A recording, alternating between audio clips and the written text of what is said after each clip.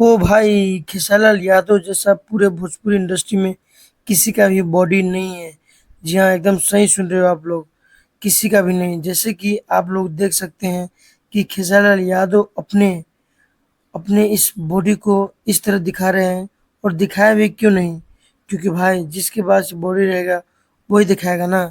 अभी के टाइम पे पूरे भोजपुरी इंडस्ट्री में खेसारीलाल यादव जैसा तो कोई भी अभी तक बॉडी नहीं बना है, किसी का भी नहीं है। हाँ, भले ही पहले के टाइम पे पवन सिंह का बॉडी बहुत अच्छा हुआ करता था, लेकिन अभी के टाइम पर आप लोग देख सकते हैं कि पवन सिंह की बॉडी पूरी तरह से खत्म हो चुके हैं।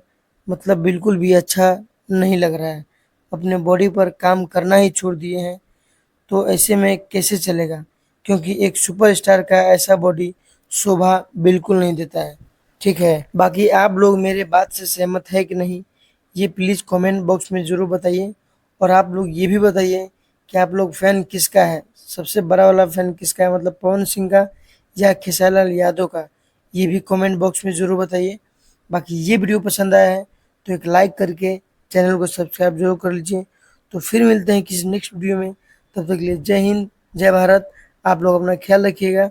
Bye bye.